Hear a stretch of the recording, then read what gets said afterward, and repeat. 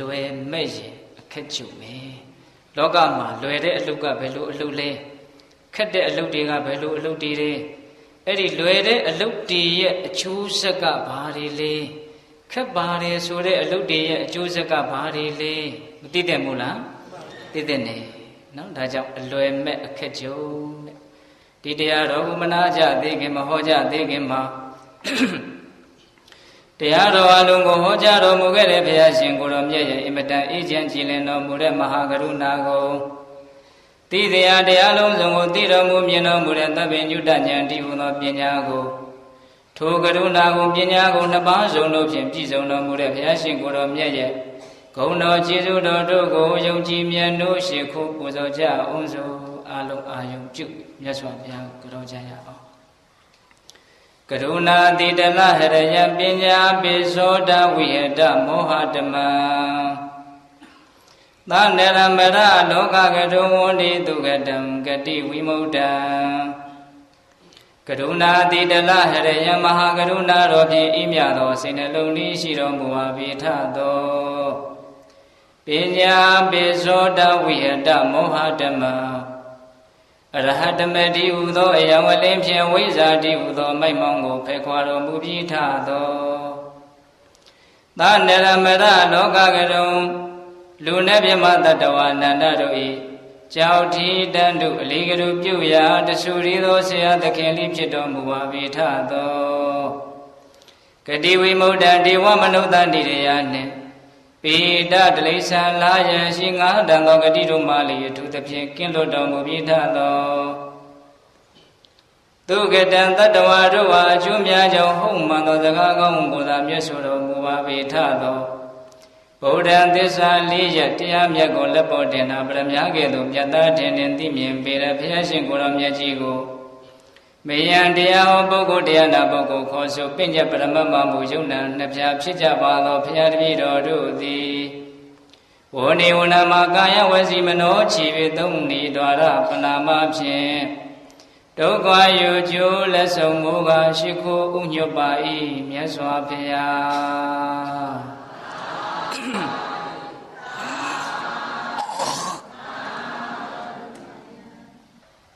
အလွယ်မဲ့ရင်အခက်ကြုံကြီးစတင်ပြီးတော့နာယူကြရအောင်ဒုက္ခရာနိအာတာဒုနိအတနောအဟိတာနိသာရင်စီဟိတင်သတာဒုံသတံဝိပရမဒုက္ခရံအာတာဒုနိမကောင်းသည်လိဖြစ်ကုန်သောအတနောမိမိအတွက်အဟိတာနိသအကျိုးစီးပွားလည်းတကယ်မရှိကုန်သောကာမနိယမှုကိစ္စတို့သည်သူကရာနိပြုလွယ်ကြကုန်၏ကောင်းလည်းမကောင်းဘူးကိုယ့်အတွက်လည်းအကျိုးမရှိဘူးဆိုတဲ့အလုပ်ကိစ္စတွေဟာပြုရတာအင်မတန်လွယ်ပါတယ်တဲ့စူးစူးဆိုင်ဆိုင်နားရမယ်နော်တခါယူမိုက်ပြန်အာသာဒုနိကောင်းလည်းမကောင်းကုန်သောအတ္တနောမိမိအတွက်အဟိတာနိစ္စအကျိုးစီးပွားလည်းတကယ်မရှိကုန်သောကာမနိယမှုကိစ္စတို့သည်သူကရာနိပြု၍လွယ်ကြကုန်၏ယံကမ္မအကျင့်မှုတို့သည်ဝါအကျင့်အလုပ်တို့သည်ဟိတေသာအကျိုးစီးပွားလည်းတကယ်ရှိ၏သာရုံစကောင်းလည်းတကယ်ကောင်း၏ဒံကမ္မထိုကဲ့သို့အကျိုးရှိတဲ့ကောင်းတဲ့အလုပ်တွေကိုကြတော့ဝေစင်စစ်ဧကံအဖြစ်ပရမဒုက္ခရအလွန်တရာပြုနိုင်ခဲ့ကုန်၏မိမိအတွက်အကျိုးစီးပွားလည်းတကယ်ရှိမဲ့တကယ်လည်းကောင်းတဲ့အလုပ်တွေအပြောတွေအကြံတွေကြတော့လုံးရတာပြောရတာကြံရတာအင်မတန်ကိုပဲခက်ပါတယ်အကျိုးလည်းမရှိတဲ့ကောင်းလည်းမကောင်းတဲ့အလုပ်ကိစ္စတွေအပြောတွေအကြံတွေကြတော့ပြောရတာလည်းအင်မတန်လွယ်တယ်လုပ်ရတာလည်းအင်မတန်လွယ်တယ်ကြံရတာလည်းအင်မတန်လွယ်တယ်ကိုယ့်အတွက်တကယ်အကျိုးရှိပြီးတော့တကယ်လည်းကောင်းတယ်ဆိုတဲ့အလုပ်တွေကြတော့လုပ်ရတာလည်းပါတယ်လေခက်တယ်ပြောရတာလည်းခက်တယ်ကြံရတာလည်းခက်တယ်ဒီနေရာမှာမြတ်စွာဘုရားကဝေဆိုတဲ့စကားလေးဝေစင်စစ်ဧကံအားဖြင့်တကယ်ကိုပဲပရမဒုက္ကရံဒုက္ကရံဆိုတာခက်ခဲတယ်လို့ပြောတာ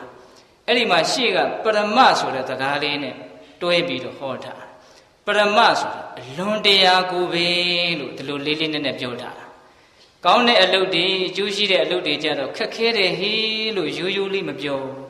တကယ်ကိုမှအလွန်တရားကိုပဲခက်ပါတယ်လို့အဲ့ဒါလိုပြောတာ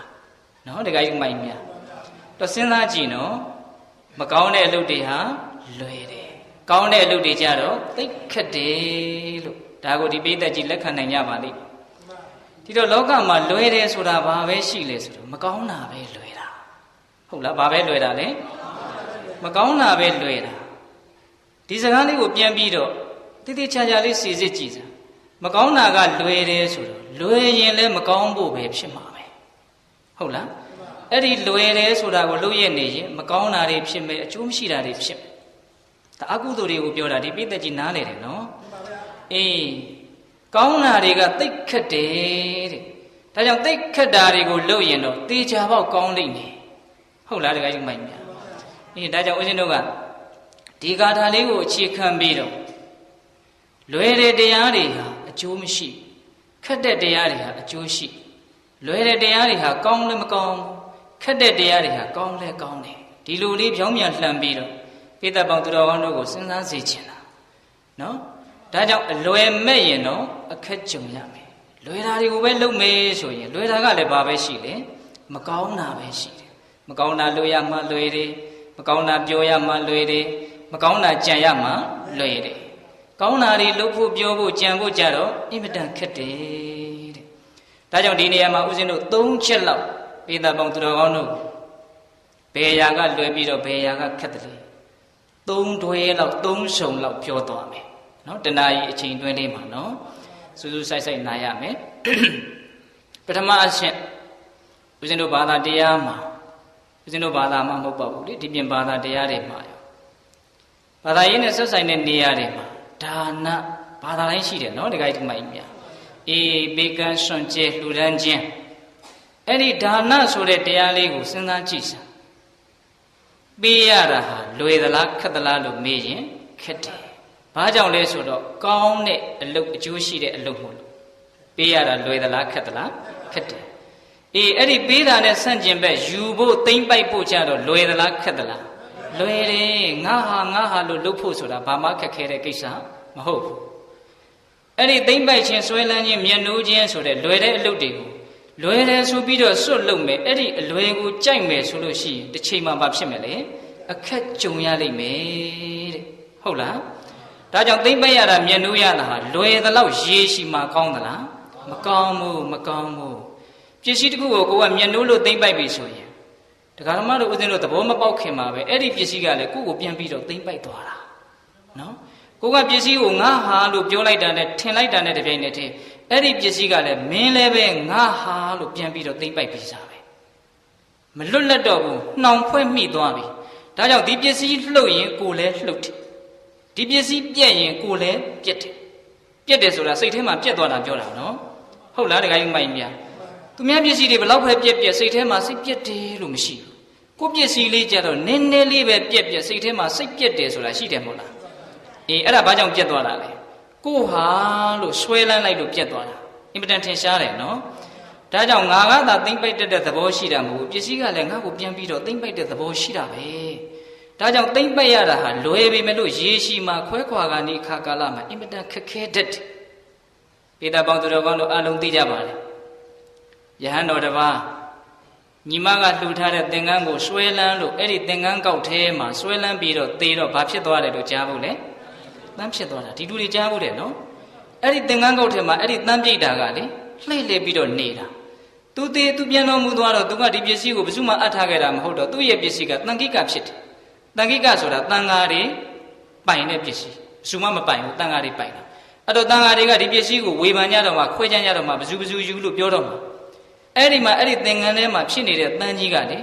ငါပစ္စည်းတွေကိုလူတော်မှာဆိုပြီးတော့ကြောက်လွန်းလို့ဒီပစ္စည်းနဲ့သူနဲ့ခွဲရမှာကိုစိုးရိမ်လွန်းလို့အဲ့ဒီသင်္ကန်းနဲ့သင်္ကန်းကောက်ထဲမှာပတ်ပြီးတော့ပြေးနေတာယဟန်တွေကအဲ့ဒါမသိဘူးမြတ်စွာဘုရားကဒိဗ္ဗစက္ခုနဲ့မြင်တယ်အဲ့ဒီတန်ကြီးအော်နေတဲ့တန်ကိုဒိဗ္ဗသုဒ္ဓအဘိညာဉ်နဲ့မြတ်စွာဘုရားကကြားတယ်ကြားတဲ့ကြောင့်ချက်သားတို့အဲ့ဒီတိတ်တရဲ့ယဟန်ကို9ရက်အတွင်းမှာဘယ်သူမှမယူနဲ့မကင်နဲ့ဆိုအသာထားခိုင်းတာ အထဲထဲမှာပြဿနာတက်နေတာကိုမြင်တယ်မြတ်စွာဘုရားကတခါကြီးဒီမိုင်မြသိတယ်နော်အေးခုနှစ်ရက်နေတော့ဒီတန်ပြိတ္တာသေတဲ့အခါကျတော့သုတိတာနတ်ပြည်ကိုရောက်တယ်ကံဆိုတာကတော့မတရားသဖြင့်ကြီးတော့မလုပ်ပါဘူးကိုလှုပ်ထားတဲ့အတိုင်းပါပဲဟုတ်လားတန်းဖြစ်ရမယ့်အနေထားပါတော့တန်းဖြစ်တယ်လွတ်ရမယ့်အနေထားပါတော့လွတ်သွားတယ်ဒါကြောင့်အပူလည်းမကြောက်နဲ့မကြောက်ဖဲလည်းမနေနဲ့ဟုတ်လားတခါကြီးမိုင်မြအေးအဲ့ဒီကြတော့မှမြတ်စွာဘုရားကတန်ဃာတော်တွေကိုဝေဖန်ခိုင်းတယ်ဒီတော့မှမြတ်စွာဘုရားကရှင်သားတို့ဒီအကြောင်းကိုရှင်းပြရင်းနဲ့လူဆန္ဒဆိုတဲ့တဏှာလောဘဟာတိတ်ကြောက်เสียကောင်းတယ်သိမ့်ပိုက်မှုဆိုတာတိတ်ကြောက်เสียကောင်းတယ်အဲ့ဒီသိမ့်ပိုက်မှုဆိုတဲ့အညစ်အကြေးဟာဘာနဲ့တူတယ်လဲဆိုရင်တန်မာတက်နေတဲ့တန်ကြီးနဲ့တူတယ်ဟင်ဒီကမာကြီးတွေဘာနဲ့တူတန်ကြီးနဲ့တူတယ်အဲ့ဒီတန်ကြီးဟာတန်ကနေဖြစ်လာပြီးတော့သူဖြစ်ပေါ်လာရတန်ကိုပဲကုံဆုံးသွားအောင်ပျောက်ပြက်သွားအောင်ပျက်စီးသွားအောင်စားဖြစ်တာအဲ့ဒီတန်ကြီးကဘယ်ကဖြစ်လာတာလဲတန်ကဖြစ်လာတာတန်ကဖြစ်လာပြီးတော့အဲ့ဒီဖြစ်ပေါ်ရတန်ကိုပဲစားဖြစ်တယ်အယသာဝမလံသမုဋ္ဌာယတတုဋ္ဌာယဓမေဝခါရတိဧဝံဒီရောနာဇာရိနတာနိကမာနိနယံတိဒုက္ကတိ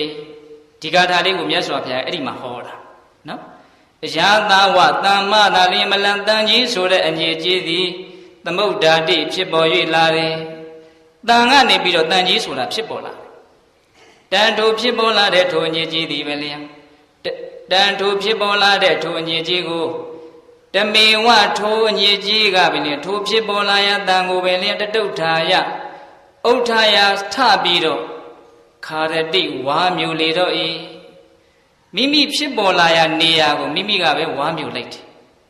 အဲ့တော့တရားဓမ္မတို့ဦးဇင်းတို့စဉ်းစားရမှာကိုယ့်ကိုဖြည့်ဆည်းသွားမှာဝါမျိုးသွားမှာဒီပြင်အရာတွေကဖြည့်ဆည်းမှာဝါမျိုးမှာမဟုတ်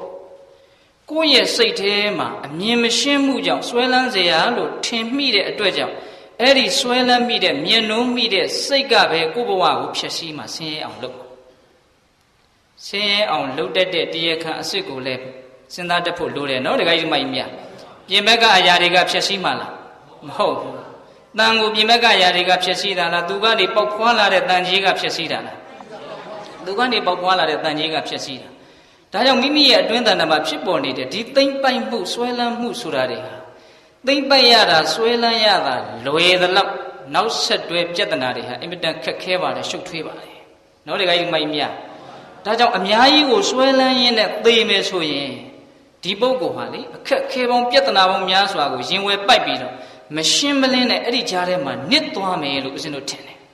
ဟင်တခါကြီးမိုက်မြအဲ့ဒါလက်ခံလားအေးအဲ့ဒါတိတ်တယဟန်ကြီးတို့လို့ကိုဖြစ်မှဆိုးရတယ်နော်ဒါကြောင့်သိမ့်ပတ်ရတာဟာလွယ်ပြီမယ်လို့မခက်ဘူးလားအေးအလွယ်မဲ့ရင်အခက်ကြုံနေဆိုတာအဲ့ဒါကိုပြောတာနော်ပေးရတာများကြတော့အကျိုးလည်းရှိတယ်ကောင်းလည်းကောင်းတယ်ဒီလူတွေဘယ်သူမှမငြင်းနိုင်ဘူးနော်ဉာဏ်ရှိတဲ့လူတိုင်းဘယ်သူမှလည်းမငြင်းပါဘူးနော်ပေးရတယ်ဆိုတာကောင်းလည်းကောင်းတယ်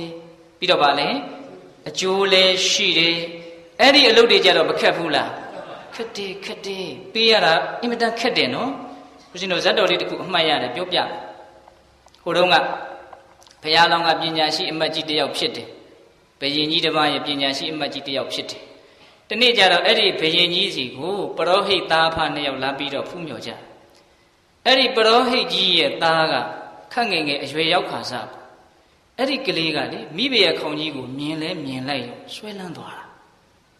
အဲ့ဒါနဲ့အိမ်လဲရောက်ပြီးတော့ထမင်းမစားဟင်းမစားနဲ့တခါတည်းဒီမိဖုရားမှမရရင်သေပါမယ်ဆိုဖြစ်ခဲ့ဖြစ်ရပရောဟိတ်ကြီးကလည်းဘာမှမတတ်နိုင်ဘူးချော်လို့လည်းမရဘလူပြောလို့မှလည်းမရအဲ့ဒါနဲ့ကဲငါသားအသက်တော့ဒီလိုနဲ့ဆုံးရတော့မှာလားဘယင်ကြီးကလည်းသူနဲ့သိရင်းနှီးတယ်ဆိုတော့အဲ့ဒါဘယင်ကြီးတွေသွားပြီးတော့အကျိုးအကြောင်းပြောတာပြောတော့ဘယင်ကြီးကစဉ်းစားတယ်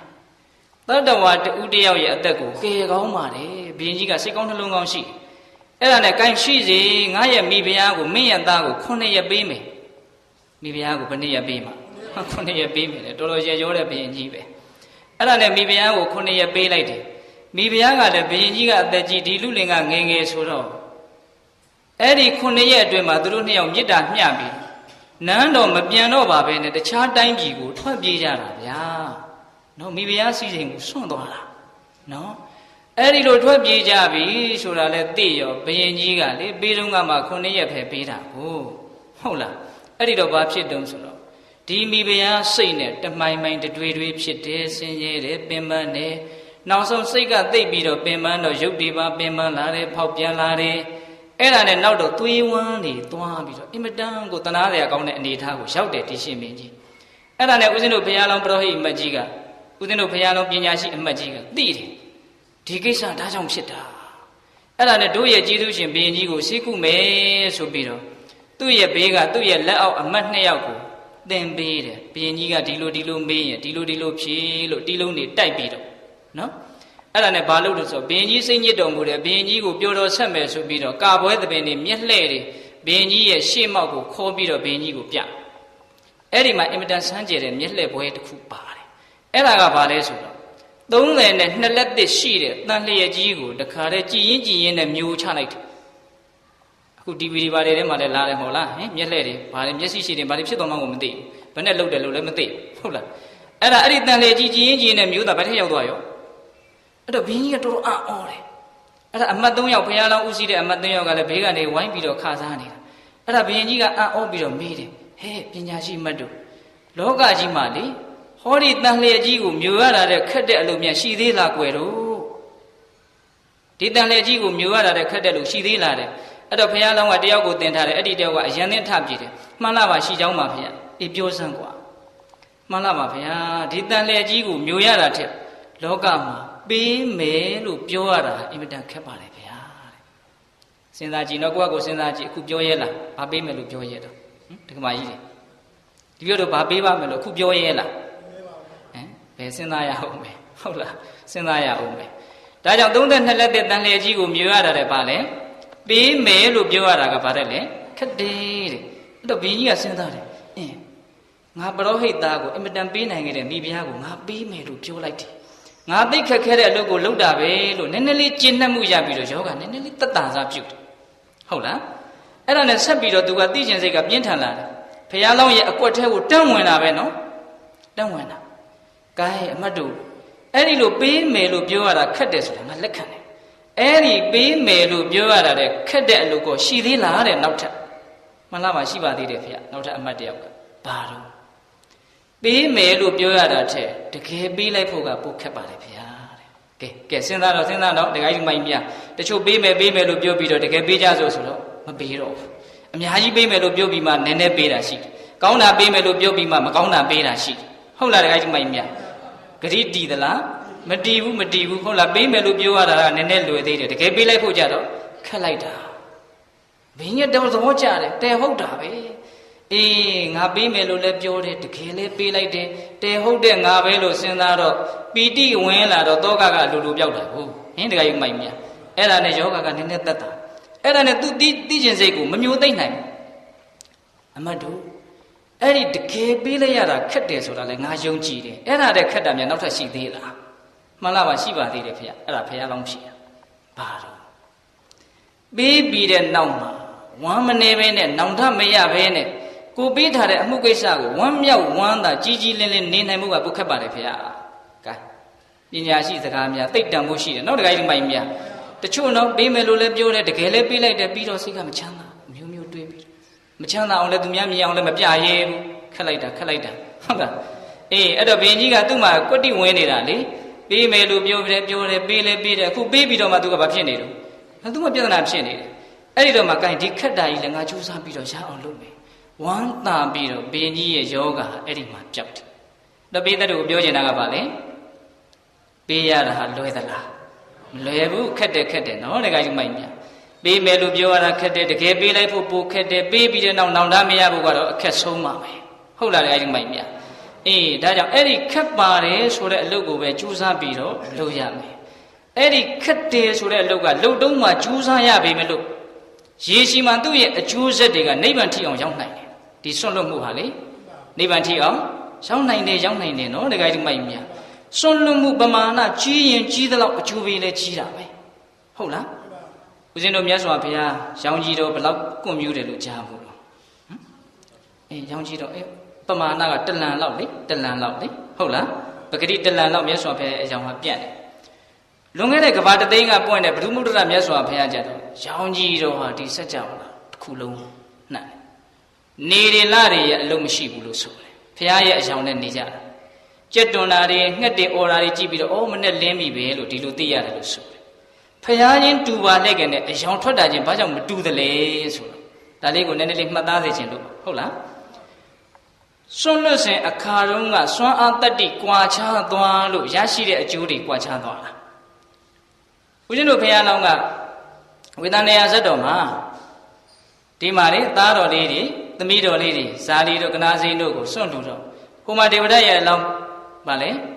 လှူတာတွေအကုန်စားတယ်ဇူစကားပုံနာဟုတ်လားအေးဇူစကားပုံနာကရိုက်နှက်တော့ဘုရားလောင်းကဘာလုပ်တော့အံကျိတ်ပြီးတော့မျက်ရည်ကျပြီးတော့ဓာထဆွဲတာငါရှေ့မှာဒီလိုလုပ်ရမလား तू လှူပြီးသားနော်အဲ့ဒီလှူပြီးသားကို तू အခုဘလို့ဖြစ်တာလဲဓာထဆွဲတာပြီးတော့မှသူ့ရဲ့ဒီဖောက်ပြန်တဲ့စိတ်ကိုပြန်ပြီးတော့အောင့်ပြီးတော့မျက်ရည်တုတ်တုတ်ကျပြီးတော့ကြိုးစားသွားတာပဲအောင်မြင်သွားတယ်နော်မျက်ရည်အကျခံပြီးတော့ကောင်းတာကို तू လုပ်တာအေးဒါပေမဲ့သူ့ရဲ့စိတ်ကအဲ့လိုမျိုးဘဒုမုဒ္ဒရာဘုရားလောင်းကြတော့အဲ့လိုမဟုတ်ဘူးသူ့ရဲ့သားကိုလာအလှခန္ဓာကဘလူးကလာအလှခန္ဓာအဲ့ဒီမှာဘလူးကသူ့ရှေ့တွေကိုပဲကြားသွဲကြားရင်းကိုစားတယ်လို့တခါတည်းစားပြစ်တာအဲ့ဒါသွေးတွေကပစောင်ကနေစီးကြတယ်လို့ဆိုတယ်အဲ့ဒါကိုအဲ့ဒီဘုရားလောင်းကကြည့်ပြီးတော့ငါရဲ့ဒါနပါရမီအထွတ်ထိပ်ကိုရောက်တယ်ဆိုတော့ဝမ်းသာပြီးတော့ပီတိဖြစ်တယ်လို့ဆိုတယ်အော်ဒါသိကောင်းတယ်နော်ဒီစိတ်ဓာတ်ကိုကိုချင်းစားလို့မရနိုင်ဘူးနော်ဘယ်ရနိုင်မလို့ကိုကအပါမွားပဲဟုတ်လားတကယ်ကြီးမိုက်မြကိုချင်းစားလို့မရနိုင်ဘူးအဲ့ဒါလောက်ထူးခြားဆန်းကျယ်တဲ့စိတ်ဓာတ်ကြောင့်ထူးခြားဆန်းကျယ်တဲ့ကိုရောင်ကိုဝါတွေဟာစကြဝဠာနဲ့အနှံ့ပြန့်နေဆိုတာပေးတတ်တို့သူ့အကျိုးနဲ့သူပေါ့နော်ဟုတ်လားအဲ့တော့ပေးကမ်းစွန့်ကျဲလှူဒန်းခြင်းဆိုတဲ့ဒီစွန့်လွတ်မှုရဲ့အင်အားဟာကြီးမားရင်ကြီးမားသလောက်ရေရှည်မှာအကျိုးစီးပွားတွေမများပြီဘူးလားများမယ်အဲ့ဒီလိုပေးကမ်းစွန့်ကျဲမှုရဲ့ဆန့်ကျင်ဘက်လွယ်ကူပါတယ်ဆိုတဲ့သိမ့်ပိုက်မှုကြတော့လွယ်ပေမဲ့လို့ရေရှည်မှာပါလေခက်ခဲတတ်တယ်လို့နားလည်ပြီးတော့အလွယ်မဲ့ရင်တော့အခက်ကြုံလိမ့်မယ်လို့ဒီနေရာမှာတစ်ချက်မှတ်ရအဲ့ဒါဒါနာခံပြီးချမ်းစုနော်နောက်သီလခံသွားကြည့်ရနော်သာသနာတော်မှာသူဆင်လေးနဲ့သူရှိတယ်လေအလုတ်ကိစ္စလေးတွေကဟုတ်လားဦးဇင်းတို့စားလို့ဆိုရင်တော့အနုပုပ္ပိကထာပေါ့အစဉ်အတိုင်းပြောဆိုတဲ့စကားပေါ့နော်ကိုဒါနာပြီးတော့ပဲရောက်လာပြီသီလဟာဘာလဲလို့မေးရင်စောင့်စည်းတာသိတဲ့ဘာလဲစောင့်စည်းတာနှုတ်ကိုစောင့်စည်းတယ်ကိုယ်နှုတ်စောင့်စည်းတယ်ထင်းတဲ့အတိုင်းလှုပ်ချင်တဲ့အတိုင်းမလှုပ်ဖဲနဲ့စောင့်စည်းတယ်ထိမ့်သိမ့်တယ်ပြီးတဲ့စောင့်စည်းတယ်ထိမ့်သိမ့်တယ်ဆိုတဲ့စကားလေးထဲမှာတိတိကျကျစဉ်းစားကြည့်မလှုပ်ချင်လို့မလှုပ်တာလားလှုပ်ချင်ရက်နဲ့မလှုပ်တာလားလှုပ်ချင်ရက်နဲ့မလှုပ်တယ်ဆိုတဲ့အဓိပ္ပာယ်ပါစောင့်စည်းနေရတယ်ထိမ့်သိမ့်နေရတယ်မလှုပ်ချင်လို့ကိုမလှုပ်တာဟဲ့ဆိုရင်တော့စောင့်စည်းတရားကိုမလှုပ်ဘူးထိမ့်သိမ့်တရားကိုမလှုပ်ဘူးအလိုလိုလုံးနေတာအဲ့ဒါအရိယာတို့ရဲ့သီလဆိုတာအဲ့လိုမျိုးအောင့်စရာမလိုခင်ဗျားတို့ကျုပ်တို့ကတော့ဘာလဲအောင့်ရမှာပဲမရှိလို့မဟုတ်ဘူးပြင်ဘက်ကိုမထွက်အောင်အောင့်တာလားအဲ့ဒါအင်မတန်ခက်တယ်နော်ဒကာကြီးမိုင်များအဲ့ဒါလို့အောင့်လို့များအောင့်နေရတာပါသူစိတ်ထဲမှာရှိပါတယ်ထင်ကြီးစရာမရှိပါဘူးလို့မပြောနဲ့အဲ့ဒါလို့မအောင့်နိုင်ကြလို့လောကကြီးမှာဆူပွက်နေကြတာမလှုပ်တဲ့အလုပ်တွေကိုမအောင့်နိုင်လို့လှုပ်လိုက်တယ်ဟုတ်လားမပြောတဲ့အပြောတွေကိုမပြောနိုင်မအောင့်နိုင်လို့ပြောလိုက်တယ်အဲ့ဒီမအောင်နိုင်ခြင်းဆိုတဲ့တရားခံသေးသေးလေးကြောင့်အမှုကိစ္စတွေအကြီးကြီးထွားသွားကဘာကြီးတစ်ခုလုံးကိုလည်းကြည့်နော်ဟုတ်လားတကယ်ကြီးမိုက်မြအဲ့ဒီမအောင်နိုင်တဲ့ကိစ္စဟာအင်မတန်ကြောက်စရာမကောင်းဘူးလားကြောက်စရာကောင်းတယ်အဲ့ဒါလို့စောင့်စည်းတယ်ထိမ့်သိမ့်တယ်ဆိုတဲ့သီလပိုင်းဆိုင်ရာကိုကြည့်ရင်လည်းပဲဟေ့မစောင့်စည်းဘူးကွာမထိမ့်သိမ့်ဘူးကွာထင်ရလုံးမယ်စိတ်ရလို့လိုက်ပြီးတော့လှုပ်ချင်ရင်လှုပ်လိုက်မှာပဲပြောချင်ရင်ပြောလိုက်မှာပဲဆိုတာကြတော့မလွယ်ဘူးလားလွယ်တယ်သီလရဲ့ဆန့်ကျင်ဘက်ဒုသီလဖြစ်ဖို့ကြတော့လွယ်သလားခက်သလားလွယ်တယ်ဒုသီလဖြစ်ဖို့လွယ်လေးနော်အဲ့ဒီမှာစောင့်စည်းမယ်ဟေ့ထိမ့်သိမ့်မယ်ဟေ့သီလနဲ့ပြည့်စုံတဲ့ပုဂ္ဂိုလ်ဖြစ်အောင်လုပ်မယ်ဆိုတော့ကြတော့မခက်ဘူးလားခက်တယ်အဲ့ဒီနေရာမှာလည်းပဲအလွယ်ကြရင်တော့အခက်ကြုံဦးမှာပဲဟင်ဒကာကြီးမိုက်မြအလွယ်ကြရင်တော့အခက်ကြုံဦးမှာပဲခက်ပါလေဆိုတဲ့သီလကိုကြိုးစားပြီးတော့စောင့်စည်းမယ်ဆိုရင်ကိုကျင့်တတ်တယ်ကိုအားရတဲ့ငါဆောင်စည်းနိုင်တယ်ထိမ့်သိမ့်နိုင်တယ်ဆိုပြီးတော့အဲ့ဒီကျင့်တတ်မှုနှစ်သက်မှုသည်တီလဖြစ်တဲ့အတွက်ကြောင့်တမာတိတို့ပညာတို့ရဲ့တရား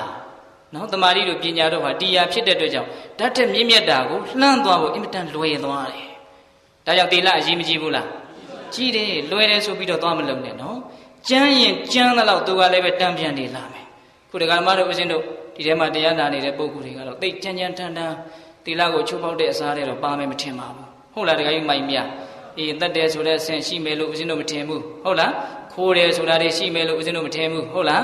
အဲ့ဒီတတ်တယ်ခိုးတယ်ဆိုတာတွေ လောကကြီးမှာအဲ့ဒါတွေလှုပ်တဲ့လူနဲ့အဲ့ဒါတွေမလှုပ်တဲ့လူဘယ်ဟာကများမယ်ထင်အဲ့ဒါတွေလှုပ်တဲ့လူတွေကများတာပေါ့နော်အဲ့ဒါလောက်ကြမ်းကြမ်းထန်ထန်သီလကိုဖောက်ပြက်ပြီးဆိုလို့ရှိရင်လေကြမ်းရင်ကြမ်းသလောက်သူလည်းပဲလာမှာပဲခက်မှာပဲဦးဇင်းတို့မြတ်စွာဘုရားလက်ထက်ကနှစ်90လုံးလုံးဝတ်တွေကိုရဲဆက်ဆက်သက်ပြီးတော့သားမယားကိုလှုပ်ကြွေးခဲ့တာဘယ်သူတို့ဒီပိသက်ကြီးသိတယ်ပြောစမ်းမှဘယ်သူတို့စုံတာနော်တိပိသားတွေကြီးပြောမှာနော်တခါကြီးမိုက်မြအေးအဲ့ဒီစုံတာကသေဂာနိကြတော့လေဘာဖြစ်တော့ယောဂါကကတ်လာတယ်ငရဲမိကသူ့ကိုလားလောင်တယ်လို့ပြောတာပဲသူကသိကျန်းနဲ့ကျန်းလောက်အောင်တီသူဖောက်ဖြက်ခဲ့လို့ကျန်းတာနဲ့တန်တာသူရတယ်အဲ့ဒီမှာအိမ်တကားပေါက်ကိုပဲပိတ်ထားလိုက်တော့လေအိမ်သားတွေကလည်းသူများမြင်မှာရှက်လွန်းလို့အဲ့ဒါအိမ်ကန်းထဲမှာလေးဘက်ထောက်ပြီးတော့သွားရတယ်ဝက်လို့អော်တယ်လို့ဆိုတယ်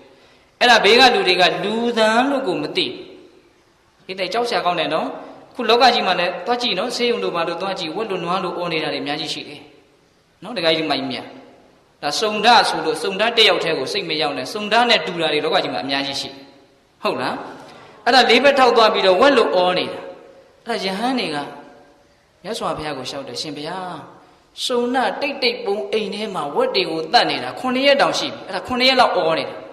ရှင်သားတို့ဝက်တွေကိုတတ်နေတာမဟုတ်သူကိုယ်တိုင်ဝက်လို့អော်နေတာဘုရားကတော့မြင်တာပေါ့ဗျာအဲ့ဒီမှာယဟန်တွေတော်တော်လန့်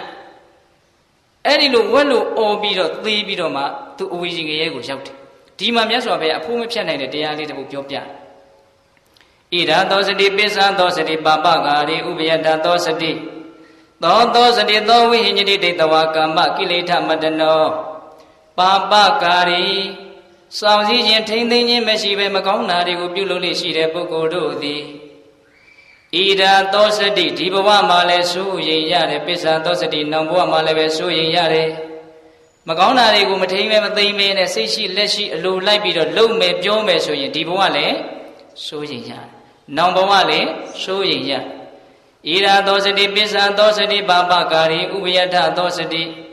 ဥပယထဒီဘဝနောင်ဘဝနှမဆုံးသောဘဝတို့မှာသောစတိစိုးရိမ်ရတယ်နောက်ထပ်ဘယ်နေရာမှာစိုးရိမ်ရသေးလဲဆိုဒိဋ္ဌဝါကမ္မကိလေသာမတ္တနောအတ္တတော်မိမိရဲ့ကမ္မကိလေသာညင်နွမ်းတဲ့အလုတ်တွေအပြောတွေကိုဒိဋ္ဌဝါမြင်ပြီးတော့သောထုပုဂ္ဂိုလ်သည်သောစတိဆိုရင်ရ၏သောထုပုဂ္ဂိုလ်သည်ဝိဟိညတိပင်မရ၏ကိုလှုပ်ထားတဲ့ကိုပြောထားတဲ့အလုတ်တွေအပြောတွေရဲ့ညင်နွမ်းမှုတွေကိုကိုယ်တိုင်မြင်ပြီးတော့ပိဋကရေလှုပ်ပြီးမှတော့ခေါင်းဆောင်ခြင်းလို့မရတော့ဘူးမြင်ရတာပဲနော်ပြောပြီးမှတော့ခေါင်းဆောင်ခြင်းလို့ရသေးလားမျက်နှာလွှဲမင်းအရိနာနေတော့မင်းငါနဲ့မဆိုင်တော့ဘူးလို့လှုပ်ချင်လို့ရသလားမရဘူးကိုယ်တိုင်လှုပ်ထားတာကိုနော်အတ္တနောမိမိရဲ့ကမ္မကိလေသာညင်နွမ်းနေတဲ့အလုတ်တွေအပြောတွေကိုဒိဋ္ဌဝါကိုယ်တိုင်မြင်ပြီးတော့သောထိုပုဂ္ဂိုလ်သည်သောစတိစိုးရင်ရတဲ့ဝိဟိညတိပင်ပန်းရတယ်စိုးရင်ပြီဆိုမှတော့ပင်ပန်းပြီပေါ့ဟုတ်လားငါလှုပ်ထားတဲ့လူတွေကဘယ်တော့မှအကျိုးပေးမှာတော့စိတ်မချမ်းသာဘူးမသက်သာဒီဆင်းရဲတွေဘယ်သူကလာပေးတာမဆောင်စည်းမှုမထိမ့်သိမ့်မှုကပေးတာဟုတ်လားဒါကြောင့်မဆောင်စည်းရတာမထိမ့်သိမ့်ရတာများလွယ်သလောက်ခက်တယ်ဗျာပိဋကပါလေလွယ်သလောက်ခက်တယ်လို့ရတာတော့အင်မတန်လွယ်တယ်ဖြည့်ရှင်းရတာသိခက်တယ်နော်လို့ရတာပြောရတာအင်မတန်လွယ်သလောက်နောက်ဆက်တွဲဖြည့်ရှင်းရတာပါလေအင်မတန်ခက်တယ်ခုနတုန်းကသိမ့်ပိုက်တာနဲ့သိမ့်မထူးဘူးနော်တခါကြီးမိုက်မြတ်အေးဒါကြောင့်မြတ်စွာဘုရားကတိတိကျကျပဲနော်ကိုလှုပ်ထားတဲ့မကောင်းမှုကိုကိုယ်တိုင်မြင်ပြီးတော့စိုးရိမ်ရလိမ့်မယ်ပင်ပန်းရလိမ့်မယ်တဲ့ဒါကြောင့်လွယ်ပြီမယ်လို့အဲ့ဒါကိုလုံးမိရင်တော့အခက်ကြုံလိမ့်မယ်လို့မှတ်ရမယ်နော်တခါကြီးမိုက်မြတ်အေးခက်ပြီမယ်လို့ကြိုးစားပြီးတော့စောင့်စည်းရမှာပဲကြိုးစားပြီးတော့ထိမ့်သိမ်းရမှာအဲ့ဒီလိုကြိုးစားပြီးတော့စောင့်စည်းမယ်ထိမ့်သိမ်းမယ်ဆိုလို့ရှိရင်ကိုကျင့်တတ်မယ်အားရမယ်ကိုငါတန်ဖိုးရှိတဲ့လူတယောက်ပါလားလို့သိရရင်ဘာတွေကိုပိုင်ရတာနဲ့မှမတူတဲ့ခံစားချက်မျိုးရလိမ့်မယ်ကိုပိုင်လိုက်တာလေတော်တော်ကောင်းတယ်လို့ကိုယ်တိုင်သိတယ်ဟုတ်လားတခါကြီးမိုက်မြတ်အေးဒါကြောင့်စောင့်စည်းထိမ့်သိမ်းရတာဟာခက်ပေမဲ့လို့ရေရှိမှအကျိုးမရှိဘူးလားအကျိုးအများကြီးရှိတယ်လက်တွေ့ဗျာသီလဆိုတော့တမာရိရဲ့တရားပညာရဲ့တရားဖြစ်တဲ့ကြီးကျယ်မယ်မြင့်မြတ်မယ်မြတ်စွာဘုရားဟောထားတဲ့အများကြီးရှိပါတယ်နောက်ဆုံးနိဗ္ဗာန်ထိတခါတဲ့အကျိုးတွေဇက်တိုက်ဒီလိုသွားတယ်လို့ဆိုဟုတ်လားအေးတကယ်လို့ကိုကအလွယ်ကြိုက်မယ်ဆိုလို့ရှိရင်တော့ခက်လိမ့်မယ်ဟုတ်လားဘုရားတို့စာပေထဲမှာပေးတဲ့တို့လည်းသိပါတယ်သတိပေးတဲ့အနေနဲ့ထပ်ပြီးတော့ပြောပြမယ်မဆောင်စည်းမထိမ့်သိမ့်တဲ့ပုံကိုယ်တွေဟာဘေးကြီးလေးမျိုးဆိုင်တတ်တယ်လို့ဆိုတယ်ပေးတဲ့ဘေးဘယ်နှမျိုးလဲ၄မျိုး နံပါတ်1အတ္တနုဝါဒဘေးကိုဆွတ်ဆွဲတဲ့ကဲ့ရဲ့တဲ့ရှုံချတဲ့ဘေးနော်နံပါတ်2ပရာနုဝါဒဘေးကတိတဲ့လူတွေကအထင်သေးတဲ့ဘေးသူများကအထင်သေးနေတာကိုလည်းသိတာပဲသိရင်ကိုယ်စိတ်ထဲပဲခံရခက်တယ်အဲ့ဒါလည်းဘေးသင့်နေတာပဲတခါကြီးမိုက်မြတ်ကိုကအထင်သေးတရားတွေလုပ်ပြီးတော့ပဝန်းကျင်ကကိုယ့်ကိုအထင်ကြီးပါစေဆိုလို့ဖြစ်မလားအဲ့ဒီလိုပရာနုဝါဒဘေးသူတစ်ပါးရဲ့ကဲ့ရဲ့ရှုံချအပြစ်တင်အထင်သေးတဲ့ဘေးကိုခံရမှာပဲမလွယ်နိုင်ဘူးနော်တခါကြီးမိုက်မြတ်အတ္တနုဝါဒဘေးပရာနုဝါဒဘေးနောက်ဒန္တဘေးတဲ့သိဆိုးွားလာရင်ဒဏ်ခတ်ခံရမယ်ထောင်ကျမယ်ငွေရော်ရမယ်ဟုတ်လားနောက်ပါလေဒုက္ခတိဘေးတဲ့သေပြီးတဲ့နောက်မှာမကောင်းတဲ့နေရာတွေကိုရောက်တတ်တယ်တဲ့ဒါကြောင့်လွယ်သလောက်ခက်တယ်တဲ့မဆောင်စည်းရတာမထိမ့်သိမ်းရတာများဟုတ်လားတဲ့မိုက်မြပြစ္ဆုတ်ပန်လည်းခက်တယ်တန်တရားလည်းခက်တယ်ကြားဘူးတယ်နော်ဒုသနာတော်တို့ကြားဘူးတယ်နော်အဓိပ္ပာယ်ကဘာပြောတာလဲငရဲကနေလှမ်းអော်တာငါတို့လုပ်ခဲ့တာမှားပါပြီလူဘဝရောက်ရင်တော့ဒါမျိုးမလုပ်တော့ပါဘူးနောင်တရလို့ဘာလုပ်နေတာလဲလို့မေးရင်ဖြောင်းချက်ပေးနေတာပိဋိဘာလုပ်နေတာလဲဖြောင်းချက်ပေးနေတာသိတနာစရာကောင်းတယ်နော်ဒါကြောင့်မဆောင်စည်းမထိမ့်သိမ်းခြင်းသည်လွယ်သလောက်ခက်တယ်ဆောင်စည်းခြင်းထိမ့်သိမ်းခြင်းသည်ခက်သလောက်ရရှိမှလွယ်ကူစေလိမ့်မယ်လို့ကိုအဲ့ဒါလိုနားလေသဘောပေါက်ပြီးတော့ခက်ပါတယ်ဆိုတဲ့ဆောင်စည်းခြင်းထိမ့်သိမ်းခြင်းကိုပဲတစပုပ်ပြီးတော့ကြီးကျယ်လာအောင်ကြိုးစားရပေဘူးလားကြိုးစားရမယ်ဟုတ်လားနှစ်ပိုင်းပြီးသွားနော်သိမ့်ပိုက်ခြင်းနဲ့ဆွန့်လွတ်ခြင်းစောင့်စည်းခြင်းနဲ့ဗျံပရာနေခြင်းနှစ်တွဲပြီးသွားပြီနော်နောက်ဆုံးအဆင့်မြင့်ဆုံးအတွဲကိုသွားရအောင်အဲ့ဒါပါလေဘာဝနာပိုင်းဆိုင်ရာရောက်လာပြီပိဋကရေဘယ်ရောက်လာပြီတော့ဘာဝနာပိုင်းဆိုင်ရာရောက်လာဘာဝနာဆိုတော့ဦးဇင်းတို့အတူချုပ်ပဲပြောကြပါစို့သမထဘာဝနာရဲ့ဝိပဿနာဘာဝနာရဲ့လို့နှစ်မျိုးရှိအာယုန်တစ်ခုတည်းမှာစိတ်ကိုတီးအောင်ငြိမ်အောင်ထားပြီးတော့မကောင်းမှုတွေကိုခွာထားတယ်ဆိုရင်ဒါသမထပေါ့နော်ဖြစ်ပေါ်တိုင်းအာယုန်တွေကိုဖြစ်နေတိုင်းမှာဖြစ်နေတဲ့အတိုင်းလေးရိုးရိုးလေးသိနေတယ်အဲ့ဒါဝိပဿနာပေါ့ဒါရှင်းရှင်းလေးပြောတာနော်အာယုန်တစ်ခုတည်းကိုပဲဒီပြင်ဟာတွေမသိနဲ့လို့ထိမ့်ချုပ်ပြီးတော့သိပြီးတော့လောဘဒေါသကင်းအောင်နေနေရင်သမထဟုတ်လားအဲ့ဒီသမထတဲ့ဝိပဿနာကြတော့ဖြစ်အောင်လုပ်နေတာမဟုတ်ဘူးဖြစ်နေတာကိုသိတာပိဋကဝိပဿနာဆိုတာဖြစ်အောင်လုပ်တာလားဖြစ်နေတာကိုသိတာလားသူဘာမှဖြစ်အောင် तू မလုပ်ဘူး तू ကဘေးကနေလွတ်ဖဲ तू ကကြည်တာဒါကြောင့်ဦးဇင်းတို့မဟာကြီးစတော်ကြီးရဲ့ဆရာဖြစ်တဲ့ပထုမင်းကွန်းစေတုံစတော်ကြီးဗာပြောထားတယ်ဖြစ်အောင်လည်းမလုပ်နဲ့ပြက်အောင်လည်းမလုပ်နဲ့ဖြစ်တာပြက်တာသိပါစေအင်မတန်အနှစ်သာရနဲ့ပြီးသွားဟုတ်လားဖြစ်အောင်လည်းမလုပ်နဲ့ပြက်အောင်လည်းမလုပ်နဲ့ဖြစ်တာပြက်တာသိပါစေဖြစ်အောင်လုပ်တော့လောဘပြက်အောင်လုပ်တော့ဒေါသဖြစ်တာပြက်တာမသိတော့မောဟကဲဒါနေတိုင်းရွတ်နေဖို့ကောင်းတယ်တခါကြီးမိုက်မြတ်ဖြစ်အောင်လည်းမလုပ်နဲ့ပြက်အောင်လည်းမလုပ်နဲ့ဖြစ်တာပြက်တာသိပါစေနော်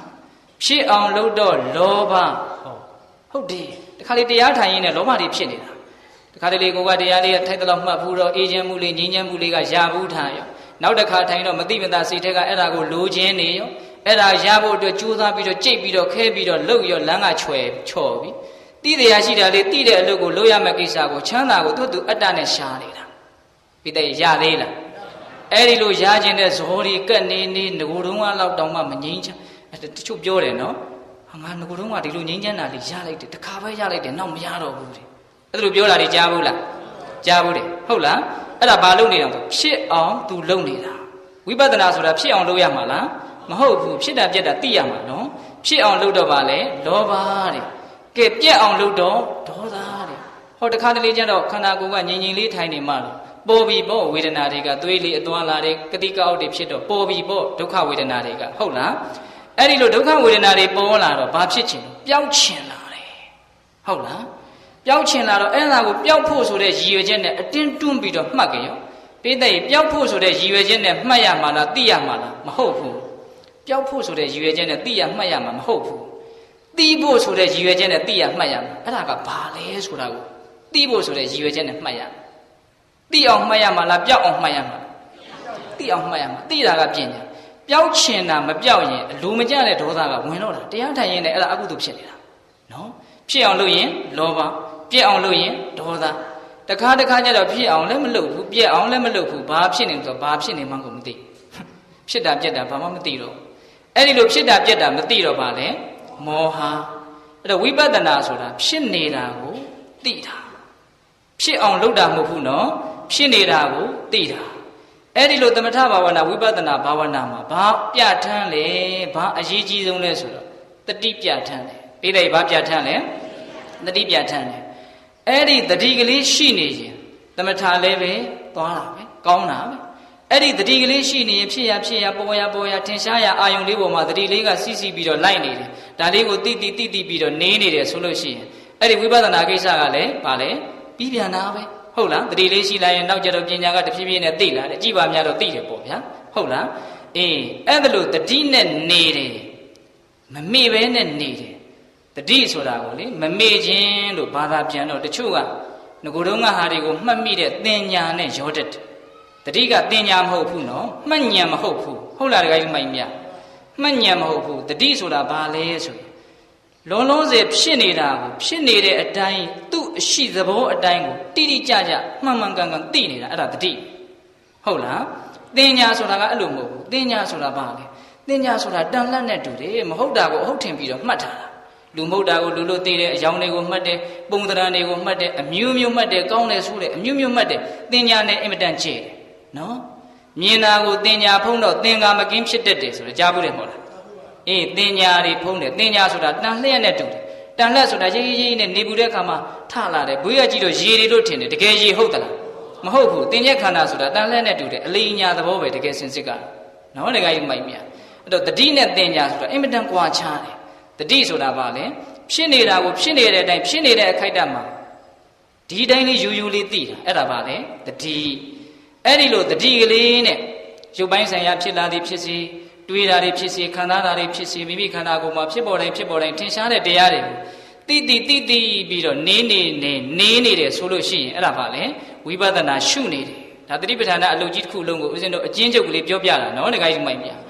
အဲ့ဒါလို့တတိနဲ့နေရတာနဲ့တတိနဲ့မနေပဲနဲ့မေရောအာယုန်တွေခေါ်ရနောက်ကိုလိုက်ပြီးတော့မျောပြီးတော့ဖြစ်တယ်လို့ပဲနေလိုက်တာနှစ်မျိုးရှိတယ်နော်နေခြင်းကတတိနဲ့တခါလေဖြစ်နေတာကိုသိပြီးတော့နေတာတတိမပါတာကအတိမပါတော့ဘဲနဲ့ဖြစ်တယ်လို့နေလိုက်တာဖြစ်နေတာကိုသိတာနဲ့ဖြစ်တယ်လို့နေတာနဲ့တူသလားမတူဘူးအင်မတန်ကွာခြားတယ်ကြိုးချင်းကပ်ပြီးတော့သွားနေတဲ့လူနှစ်ယောက်လိုပဲဟုတ်လားတခါကြီးမိုင်းမြအေးအဲ့ဒီတော့တတိနဲ့နေရတာနဲ့ဖြစ်တယ်လို့နေရတာဘယ်ဟာကလွယ်ဖြစ်တယ်လို့နေရတာကလွယ်တယ်လွယ်လို့လည်းပဲအဲ့လိုပဲနေကြတာပဲမဟုတ်လားဟင်တခါကြီးမိုင်းမြလွယ်တယ်လို့ပဲနေကြတာဒါဦးဇင်းတို့လည်းဒီတိုင်းပဲနော်တခါတကမတို့ကြည့်ဦးဇင်းတို့ကပလင်ပေါ်ကနေပြီးတော့ဟင်းဟောပြောနေတာမဟုတ်ဘူးဟုတ်လားတခါကြီးမိုင်းမြဖြစ်တယ်လို့နေကြတာမြတ်စွာဘုရားကအဲ့ဒါကြောင့်ဖြစ်တယ်လို့မနေကြနဲ့ဖြစ်နေတာလေးကိုတိပြီးတော့နေကြအဲ့ဒါဆိုရင်မင်းတို့ထင်တာနဲ့တကယ်ဖြစ်နေတာနဲ့ဘလောက်ကွာခြားသလဲဆိုတာမင်းတို့သိလိမ့်မယ်ဟုတ်နော်တခါကြီးမိုင်းမြခုတခါဓမ္မတို့ဦးဇင်းတို့တွေကဖြစ်တယ်လို့နေတာဖြစ်နေတာကိုမသိတဲ့အခါကျတော့ဖြစ်နေတာနဲ့ကိုထင်တာနဲ့ကလုံးဝပါစင်အောင်လွဲနေတယ်ဖြစ်နေတာကတစ်မျိုးကိုထင်တာကတစ်မျိုးနော်ဖြစ်နေတာကဘာလဲတစ်မျိုးကိုထင်တာကတစ်မျိုးအဲ့ဒီမှာပြဿနာတွေအကြီးကျယ်တက်တယ်လွဲမှားမှုတွေကအဲ့ဒီကစဟုတ်လားတကယ်ကြီးမိုက်မြဒါကြောင့်ဖြစ်တယ်လို့နေတာဟာအင်မတန်လွယ်တယ်ဟုတ်လားဖြစ်နေတာကိုသိနေတဲ့တတိနဲ့နေရတာကြတော့အင်မတန်ပါလေခက်တယ်တဲ့အင်မတန်ခက်တယ်အဲ့ဒီခက်တာကိုပဲကြိုးစားပြီးတော့လုပ်ရမယ်လွယ်တဲ့လမ်းကိုလိုက်မယ်ဆိုပြီးတော့တရားဓမ္မတို့ဦးဇင်းတို့တွေဖြစ်တယ်လို့ပဲနေကြမယ်ဆိုရင်တော့ဖြစ်နေတာကိုသိနေတဲ့လူနဲ့အင်မတန်ကွာခြားသွားလိမ့်မယ်အဲ့ဒီကွာခြားချက်ထူးခြားချက်ကလေးနှစ်ခုကိုတရားဓမ္မတို့ရဲ့နားထဲမှာရိုးနေအောင်ကြားဘူးတဲ့ဂါထာလေးနဲ့ဦးဇင်းကပ်ပြီးတော့ရှင်းပြမယ်တို့ကြားဘူးတဲ့ဂါထာလေးကဘလောက်လေးနဲ့တလဲဆိုတာကိုလည်းသတိထားမိအောင်ပေါ့နော်တကယ်ကြီးမိုက်မြဖြစ်တယ်လို့နေတာရဲ့ဖြစ်နေတာကိုသိတယ်ဆိုတဲ့သဘောရဲ့ဘလောက်ကွာခြားသလဲဆိုတာပြောပြအပမရောအမတံပတံပမာဒောမေဇုနောပတံအပမထာနာမိယံတိယေပမထာယထာမတာဒါလေးကြားဘူးတယ်နော်အပမဒောအမတံပတံပမာဒောမေဇုနောပတံအပမထာနာမိယံတိယေပမထာယထာမတာကြားဘူးတယ်နော်အတောကမင်းကြီးဗုဒ္ဓဘာသာဖြစ်ပြီးတော့အကုန်ပြောင်းလဲသွားတာဒီကာထာကြောင့်လို့လေဒီလူတွေသိတယ်နော်အနောယထာမင်းကြီးပြောင်းလဲသွားတာလေဒီကာထာကြောင့်လို့သိတယ်နော်ကြားဘူးတယ်မဟုတ်လားတခါကြီးမိုက်မြအေးအဲ့ဒီဂါထာလေးသိကောင်းတယ်သိလား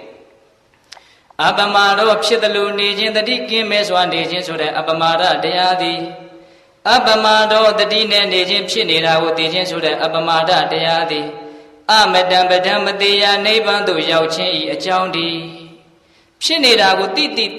နေတဲ့တတိနဲ့နေတယ်ဆိုတဲ့အပမဒသည်မတေယနိဗ္ဗာန်သို့ရောက်ခြင်းရဲ့အကြောင်းတဲ့သူနိဗ္ဗာန်ဘက်ကိုဥလှည့်နေတယ်မြင်အောင်ကြည့်နော်အပမတောအမတံပဒံပမာတောမေဇုနောပဒံပမာတော်ဖြစ်နေတာတွေကိုမသိပဲနဲ့ဖြစ်တယ်လို့နေခြင်းဆိုတဲ့ပမာဒတရားသည်မေဇုနောပဒံသိခြင်းရဲ့အကြောင်းဒီသိရလိမ့်မယ်တဲ့အဖန်မှန်သိရလိမ့်မယ်တတိမေ့ပြီးတော့ဖြစ်တယ်လို့နေမယ်ဆိုရင်ဖြစ်တယ်လို့နေခြင်းဒီမောဟနဲ့နေတယ်မောဟနဲ့နေလို့ရှိရင်လိုခြင်းတရားတွေ့ရင်လိုခြင်းပဲမကျေနပ်စရာတွေ့ရင်မုန်းတိမယ်ကြိုက်ရင်လိုက်မယ်မကြိုက်ရင်တိုက်မယ်ဒါဖြစ်တယ်လို့နေခြင်းရဲ့အကျိုးဆက်မို့လားဟင်တခါကြီးမိုက်မြဖြစ်တယ်လို့နေရင်ပါလေကြိုက်ရင်လိုက်မယ်မကြိုက်ရင်တိုက်မယ်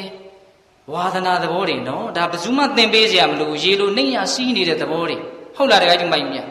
အဲ့ဒီအတိုင်းသွားရင်ကြိုက်ရင်လိုက်မယ်ဆိုရင်ဒါပြိတ္တာလမ်းကိုဥတည်နေတယ်ပြိတ္တာဘဝတွေနဲ့အမှန်မှန်သိရလိမ့်မယ်မကြိုက်ရင်တိုက်မယ်ဆိုရင်ငရေလန်းကိုဥတည်နေတယ်ဟုတ်လားတခါကြီးမိုက်မြ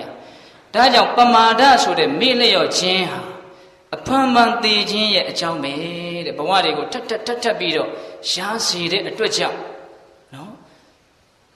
ဘာမှဘဝတန်တရားရဲ့အကြောင်းကိုနားမလဲတဲ့အခါကျတော့ဘဝကိုမမောတဲ့စိတ်ဘဝကိုတွေ့တာတဲ့စိတ်ဖြစ်လာဘဝကိုတွေ့တာမမောလာရင်ဘဝတွေကထက်ချီတလဲလဲရနေတော့မှာပဲ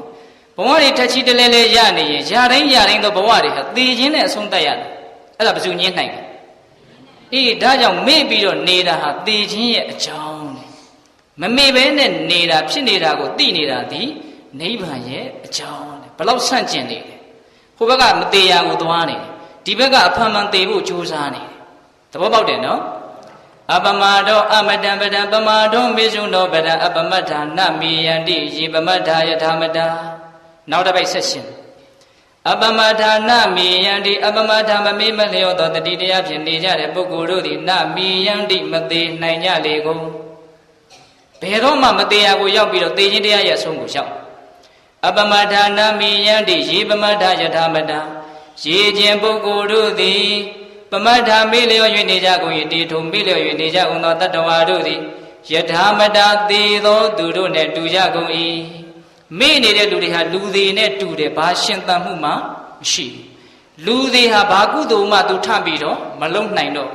အဲ့ဒါလိုပဲတရားဓမ္မတို့ဦးဇင်းတို့မေ့နေတဲ့အခိုက်အတန့်မှာသေသောသူသည်ဘာမှထမလုံနိုင်တယ်လို့သေနေတဲ့တစ်ပင်သည်ဘာမှတိုးတက်ခြင်းစီးပွားခြင်းမရှိတော့တယ်လို့မေ့နေတဲ့အခိုက်မှာသေနေတာနဲ့တူတူပဲလို့ပြောတယ်ဒါကအဓိပ္ပာယ်တစ်မျိုးနောက်ထပ်ဓာတ်ထက်ဦးဇင်းတို့ကြိုက်တဲ့အဓိပ္ပာယ်လေးတစ်ခုထပ်ပြောပြမယ်အဲ့ဒါလေးကိုဟိုတနေ့ကမှဦးဇင်းတို့သင်္ကစားဆရာဘုရားကြီးရဲ့ဓမ္မပဒနေတရားကိုကြည့်တော့အဲ့ဒါလေးကိုအမှတ်တမဲ့ဦးဇင်းတို့သွားတွေ့တယ်တော်တော်သဘောကျသမငါရှံငါအဖြစ်တော့တာမန်အဖြစ်တော့ဦးဇင်းတို့ဒီဦးဇင်းခုနကပြောခဲ့တဲ့အဓိပ္ပာယ်တော့ဦးဇင်းတို့လည်းသိဘူးပြီးသားတခါကြီးမိုက်မြလည်းသိဘူးပြီးသားဖြစ်လိမ့်မယ်နော်အပမတ္ထာနမေယန္တိမမေ့တဲ့လူဟာဘယ်တော့မှမသေးတော့ဘူးဟုတ်လားရေပမတ္ထာယထာမတ္တမေ့တဲ့လူဟာလူသေးနဲ့တူတယ်ဒါကြားဘူးတယ်နော်အဲ့ဒီမှာနောက်ထပ်အဓိပ္ပာယ်ကအဲ့ဒါလို့မပြောဘူးသူကဘယ်လိုပြောတော့ဆိုဒါလေးကိုတည်တည်ချာချာစိုက်နားထောင်ဆရာကြီးအနဲ့ပေးတဲ့အတိုင်းဦးဇင်းဆိုပြရေခြင်းပုဂ္ဂိုလ်တို့သည်ပမတ္ထာမေ့လျော့၍နေကြကုန်၏တေထုပုဂ္ဂိုလ်တို့သည်မတ္တယထာသေးကြကုန်တဲ့ကဲ့သို့အပမတ္ထာမမေ့သောပုဂ္ဂိုလ်တို့သည်နမေယန္တိမသေးကြလေကုန်မထူးဘူးလို့နဲ့အင်မတန်ထူးသွားတယ်ဘာပြောတာလဲဆိုမေ့တဲ့လူတွေသေတယ်လို့မျိုးမမေ့တဲ့လူဟာမသေးဘူးထပ်ပြီးတော့နားလည်အောင်ပြောမယ်မရှင်းသေးဘူးဒီလူမေ့တဲ့လူတွေသေတဲ့ပုံစံအတိုင်းမမေ့တဲ့လူတွေဟာအဲ့လိုမျိုးမသေးဘူးတဲ့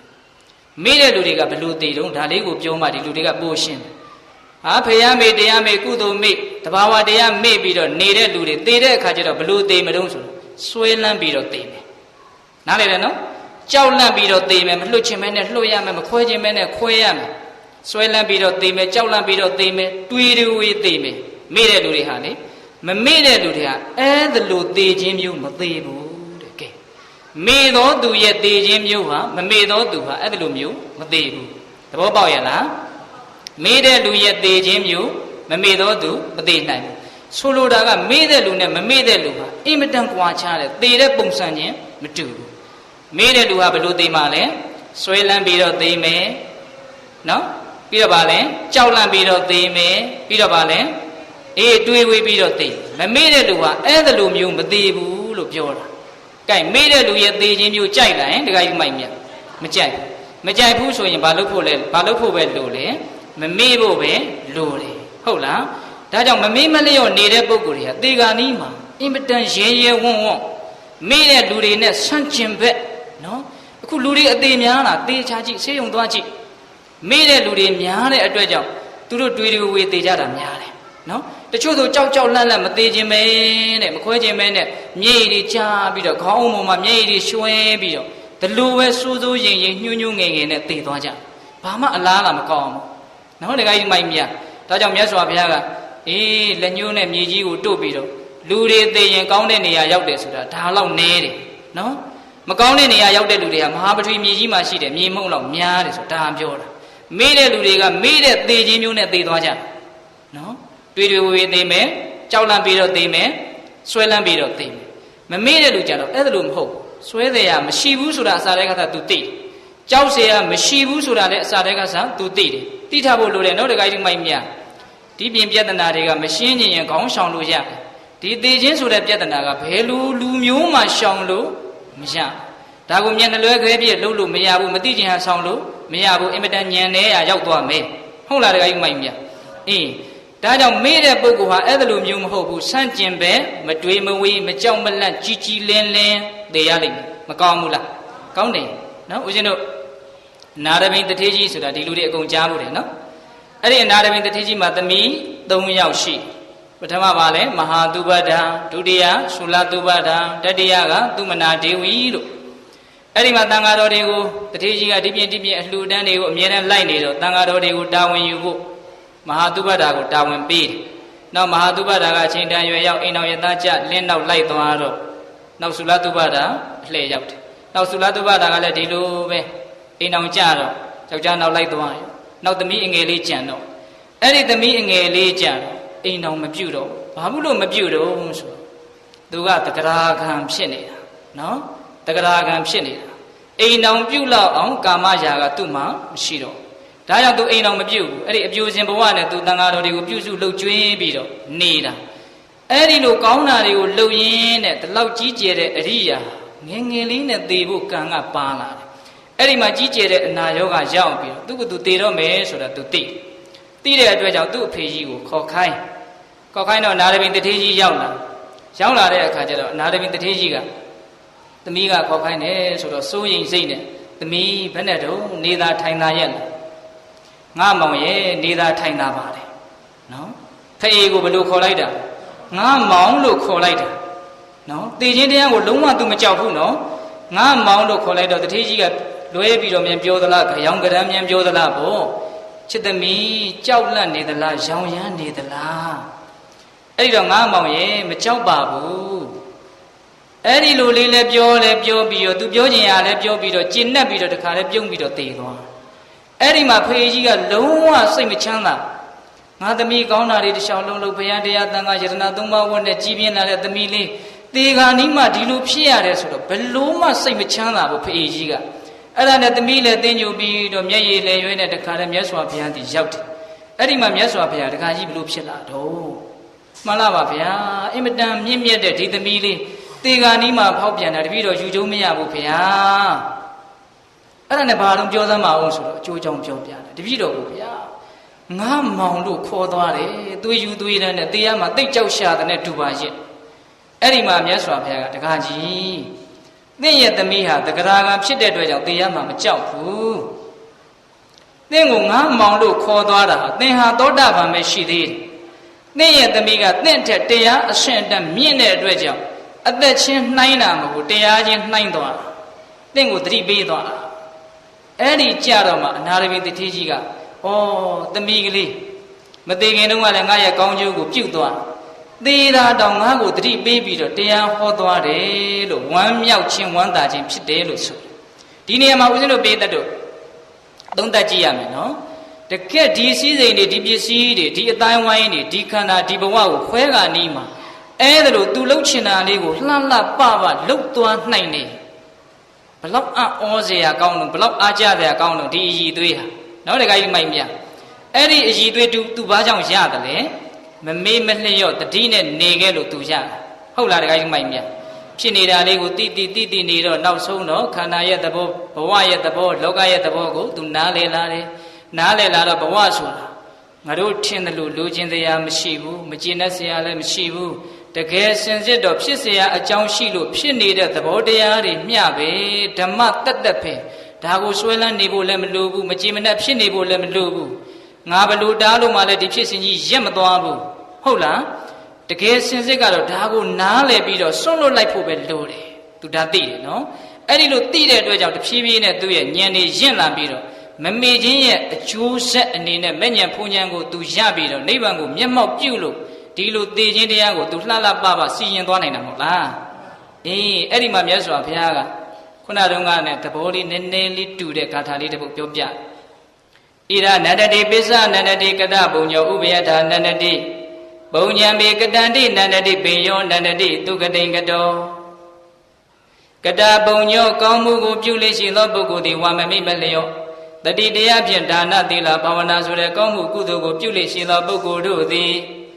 ဣရနန္တတိဒီဘဝမှာလည်းပဲနှစ်သက်ရတယ်ဝမ်းသာရတယ်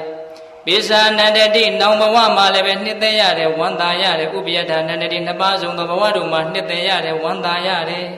ကြည်လင်ရတယ်ရှင်လန်းရမကောင်းဘူးလားဣရနန္တတိပိစ္ဆာနန္တတိကတဘုံညောဥပယထာနန္တတိဘုံညာမေကတန္တိနန္တတိပင်ယောနန္တတိသူကတိန်ကတောမေငါသည်ပုံညာကောင်းမှုကိုကတန်တိပြုရပေပြီဣတိဤသို့သိ၍ငါကောင်းတာတွေလုပ်ရပေတယ်လို့သိပြီးတော့ဟုတ်လားဘေယောနန္တတိသူကတိကတော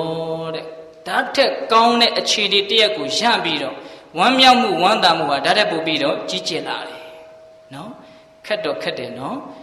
ဒါပေမဲ့အဲ့ဒီခက်တာကိုပဲကြိုးစားလုပ်ပြီးတော့ချမ်းသာမှုတွေကိုပို့ပြီးတော့ကြီးလာအောင်လုပ်သွားကြတာဟုတ်လားတခါကြီးမိုက်မြမမေးမလျော့တတိနဲ့နေရတာမခက်ဘူးလားခက်တယ်လွယ်တယ်လို့မဆိုလိုဘူးနော်အလေးချင်းမရှိတာကတစ်ကြောင်းနားမလဲတာကတစ်ကြောင်းလှုပ်တဲ့တယ်လို့မသိသေးတာကတစ်ကြောင်းအကြောင်းတွေကတော့စုံနေတာပဲဟုတ်လားအေးအဲ့ဒီလိုအကြောင်းမျိုးကြောင့်ခက်တော့ခက်နေကြတာပဲခက်ပေမဲ့လို့အဲ့ဒီခက်တာကြီးကိုပဲကြိုးစားပြီးတော့လုပ်မယ်ဆိုရင်တဖြည်းဖြည်းနဲ့စိတ်ရဲ့ချမ်းသာမှုကြည်လင်မှုဝမ်းသာမှုတွေဟာကိုယ့်ရဲ့တဏ္ဍာကိုရောက်မလာပြီဘူးလားရောက်လာမယ်နော်ဒါကြောင့်ဦးဇင်းတို့ဝေဖို့ဆရာဘုရားကြီးကတရားကိုလာကြိုးစားပြီးတော့လောက်ကြသမ်းပါဗျာတဖွာပါပြောတယ်နော်ခုပြောနေတာတွေထက်ပိုပြီးတော့ပျော်ရပါလိမ့်မယ်ဒီလိုကိုသူတို့ကတော့သူတို့ရဲ့လက်တွေ့ဒါသူတို့ပြောသွားကြတယ်ဟုတ်လားတခါကြီးမိုက်ပြအခုပြောနေတာတွေထက်ပိုပြီးတော့အပျော်ကြီးပျော်ရပါလိမ့်မယ်တကယ်အပျော်အစ်စ်ကိုရချင်ဒီခက်တာကိုလုပ်ရမယ်ဟုတ်လားတခါကြီးမိုက်ပြအေးအခုဒကာဓမ္မတို့ဦးဇင်းတို့လွယ်တာလုပ်ပြီးတော့ပျော်တယ်ဆိုတဲ့အပျော်ကတော့မကြာခင်မှာပဲတိတ်ပြီးတော့ပြင်းစရာကောင်းတာတွေနဲ့ဏီကုံချိုးရလိမ့်မယ်ဟုတ်လားစောတော်တုန်းကပျော်လိုက်တာလေးနဲ့မကာမီလောက်တဲ့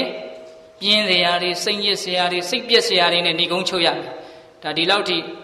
ဒါကိုနားလည်ဖို့ဒီလူတွေအင်မတန်လွယ်ကူလိမ့်မယ်လို့ဦးဇင်းတို့ထင်ပါတယ်ဒါကိုနားမလဲနိုင်လောက်အောင်ထုံထိုင်းလိုက်မယ်လို့ဦးဇင်းတို့မထင်ဘူးဟင်တခါကြီးမိုက်မြတ်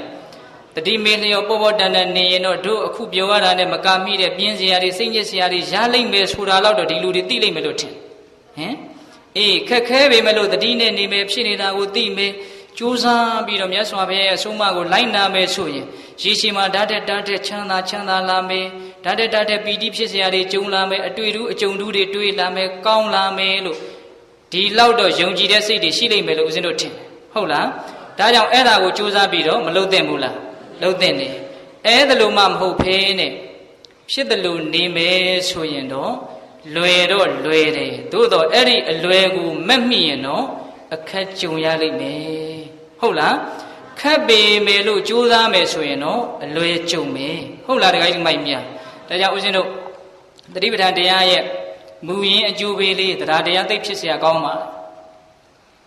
ကြည်လင်ရုပ်ရှင်သီးခံခြင်းကျိုးရင်းနှစ်တန်တတိပဋ္ဌာန်ဆိုနော်တခါကြီးမိုက်မြဦးဇင်းကခုနကဒေဂာနီအကြောင်းတွေကြီးပြောသွားတာနော်မသေးခင်မှာဟောတဲ့မမေ့မလျော့နေတာဘာအကျိုးမှမရှိဘူးသိရှိတာနော်တတိကလေးနဲ့နေမယ်ဖြစ်နေတာကိုနေမယ်ဆိုရင်အကျိုးတွေအများကြီးကိုမပြောဘူးမူရင်းအကျိုးကလေးနှစ်ခုပြောပြထားတယ်ကြည်လင်ရုပ်ရှင်သီးခံခြင်းကျိုးရင်းနှစ်တန်တတိပဋ္ဌာန်နော်ဒီလိုဖြစ်နေတာလေးကိုနေမယ်ကြည့်သိပြီးတော့နေမယ်ဆိုရင်ရုပ်ဆင်းဟာအင်မတန်ကြည်လင်တယ်လို့ဆိုတယ်နော်သူများမြင်ရင်စက်သေးရှိတယ်မင်္ဂလာရှိတယ် အေးချမ်းမှုကိုတဆင့်ခံစားလို့ရတဲ့ရုပ်ရည်မျိုးပေါ့နော်တခါကြီးမိုက်မြမြင်လိုက်ရရင်ဒီလူဟာအေးချမ်းလိုက်တာဘလူမြန်းနေတာလေအားကြလိုက်တာဘေးကလူတွေမှာအဲ့ဒါလိုညှွတ်သွားစေတဲ့ရုပ်ရည်မျိုးကိုရဖြစ်နေတာကိုသိလို့ရှိရင်လေအဲ့ဒါအကောင်းဆုံးတရားကိုဟောနေတယ်လို့တောင်ဦးဇင်းကထင်တယ်နော်ကိုအေးချမ်းအောင်တတိကလေးနဲ့နေမယ်ဖြစ်နေတာနေမယ်လောဘဒေါသတွေနဲသွားတော့လောဘဒေါသတို့ကြောင့်အကြီးတန်းနေတဲ့ရုပ်ရည်တွေဟာဘာဖြစ်သွားတော့ပျောက်သွားတယ်လောဘကြီးရင်ရုပ်ဆိုးတာပဲဟင်တခါကြီးမိုက်မြဒေါသကြီးရင်ရုပ်ဆိုးတာပဲအဲ့ဒီရုပ်ဆိုးကြောင့်ဖြစ်တဲ့လောဘဒေါသကိုတတ်နိုင်တဲ့လောက်ဖယ်ရှားရင်ဖယ်ရှားနိုင်တဲ့လောက်ရုပ်ဟာဘာဖြစ်လာလဲတန့်ရှင်းလာလှတာနဲ့မဆိုင်ဘူးနော်ကြည့်လို့ကောင်းတာကိုပြောတာစက်သေးရှိတယ်မင်္ဂလာရှိတယ်အေးချမ်းတယ်ငြိမ်းချမ်းတယ်တည်ငြိမ်တယ်ဒါတွေကိုပြောတာဟုတ်လားအဲ့ဒီလိုတတိလေးနဲ့နေမယ်ဆိုရင်ကြည်လင်ရုပ်ရှင်တဲ့စကားတခွန်းမှမပြောဘဲနဲ့ပတ်ဝန်းကျင်ကိုအဲ့ဒါတရားဟောနေတာကိုမြင်တဲ့လူတိုင်းကအားကြသူလူလေးနေကြည့်အောင်မကောင်းဘူးလားအဲ့ဒါအကောင်းဆုံးနှိုးဆွပေးတာဒါကြောင့်ကောင်းအောင်နေခြင်းသည်ကိုကောင်းအောင်နေတာနေတဲ့ကိစ္စပြီးသွားတယ်လို့သူများကိုကောင်းအောင်လုပ်ရလဲပဲပြီးသွားတာပဲဒါကြောင့်မြတ်စွာဘုရားကကိုယ့်ရဲ့အကျိုးကိုလိုတယ်ဆိုရင်မမေ့မလျော့နေသူများရဲ့အကျိုးကိုလိုတယ်ဆိုရင်လည်းမမေ့မလျော့နေနှစ်ပါးစုံသောအကျိုးကိုလိုတယ်ဆိုရင်လည်းမမေ့မလျော့နေတဲ့အဖြေကတစ်ခုတည်းနော်ကိုကျိုးစည်းဝါလုပ်မယ်ဆိုရင်လည်းမမေ့နဲ့အများကျိုးစည်းဝါလုပ်မယ်ဆိုရင်လည်းမမေ့နဲ့နှစ်ပါးစုံလုပ်တော့မယ်ဆိုရင်လည်းမမေ့နဲ့အထဒံဝါမိဘိခဝေသံပတ္တမာနေနာလမေဝအပမတောတတိစေတသောမမေ့မလျော့နေမယ်ဆိုလို့ရှိရင်ကိုကျိုးစည်းဝါကိုလည်းလိုလားရရောက်တယ်သူတစ်ပါးရဲ့အကျိုးစီးပွားကိုလည်းလိုလားရရောက်တယ်ဒါကြောင့်မိမိသူတစ်ပါးနှစ်ဦးသားတို့ရဲ့အကျိုးစီးပွားကိုလိုလားတယ်ဆိုရင်ဘယ်လိုနေရမှာလဲမမေ့မလျော့နေဒါကြောင့်ကြည်လင်ရုပ်ရှင်နောက်ပါလဲတီးခံခြင်းနဲ့အင်မတန်ကျေပါတီးခံခြင်းဆိုတာပါလေခံနိုင်ရင်ရှိလာတာလောကရန်တရားတို့ကြောင့်စိတ်ထဲမှာတိတ်ပြီးတော့ပင်ပန်းမသွားတာဆင်းရဲမသွားတာပဂရိကြောက်တောင်ကြီးကိုအရက်လေးမျက်နှာကလာတဲ့လေတွေဟာမလှုပ်ရှားသေးတယ်လို့မျိုးလို့ကျမ်းဂန်တွေထဲမှာအဲ့ဒါလိုဥပမာပေးတယ်။နောက်တခါကြီးမိုက်မြလေတွေကိုဖယ်ပစ်တာမဟုတ်ဘူးလောကရန်တွေကိုဖယ်ပစ်တာမဟုတ်ဘူး။နော်မြတ်စွာဘုရားလောကရန်ကိုဖယ်လည်းမဖယ်ခိုင်းပါဘူး။ဖယ်လို့ရတဲ့လောကရန်တော့ဖယ်ပစ်ပေါ့နော်။အေးလောကရန်တွေကိုဖယ်ဖို့တဲ့အဲ့ဒီတွေ့ကြုံနေတဲ့လောကရန်တွေကိုခန္ဓာရင်ရှိအောင်ကြိုးစားတာနော်။တော်ယုံတယုံကိစ္စလောက်နဲ့စိတ်မညစ်တော့တာစိတ်မပန်းတော့တာတချို့ရှိတယ်နော်။တရားတော်လောက်နဲ့လည်းပဲဝုံတိုင်းကျဲနေတာဟင်တခါကြီးမိုက်မြခံနိုင်သလားမခံနိုင်ဘူးစကားလေးတစ်ခွန်းလောက်နဲ့လည်းပဲမျက်ရည်တောက်တောက်ကြခံနိုင်သလားမခံနိုင်ဘူးအဲ့ဒါဘာဖြစ်တာတီးခံခြင်းဆိုတာမရှိတာအဲ့ဒါဖြစ်နေတာကိုသိခြင်းဆိုတဲ့တတိလက်လွတ်လို့အဲ့ဒါလိုဖြစ်ရနော်ဖြစ်နေတာကိုတိနေမယ်ဆိုရင်ကြည်လင်ရုပ်စင်တီးခံခြင်းကြိုးရင်းနှစ်တန်တတိပဋ္ဌာန်ဒါမသေးခင်မှာလက်တွေ့ရနိုင်တယ်ကိုယ်တိုင်ကြိုးစားပြီးတော့အဲ့ဒါတွေတကယ်ရပါတယ်ဆိုတာကိုသက်သေပြနိုင်ကြပါစေဟုတ်လားတကယ်မိုက်မြအေးဒါကြောင့်ဖြစ်တယ်လို့နေတာဟာလွယ်ပါတယ်ဒါပေမဲ့ရေရှည်မှာအဆုံးအစမရှိခက်ခဲပါလိမ့်မယ်ဟုတ်လားအေးဖြစ်နေတာကိုသိခြင်းဆိုတဲ့တတိကတော့အင်မတန်ခက်ပါတယ်သို့တော့ရေရှည်မှာနိဗ္ဗာန်အထိလွယ်ပါလိမ့်မယ်နော်ဒါကြောင့်လွယ်မဲ့ရင်တော့အခက်ကြုံလိမ့်မယ်ဘယ်နှပိုင်းပြောသွားလဲ၃ပိုင်းပြောသွားတယ်ဒါနာဆွန့်လွတ်ခြင်းနဲ့သိမ့်ပိုက်ခြင်းသီလစောင့်စည်းခြင်းနဲ့ဗျံပရာနေခြင်းဟုတ်လားဘာဝနာတရားတတိလက်လွတ်နေခြင်းနဲ့တတိနဲ့နေခြင်းနော်ဒါကြောင့်ပိဿတို့လွယ်တာရွေးကြမလားခက်တာရွေးကြမလား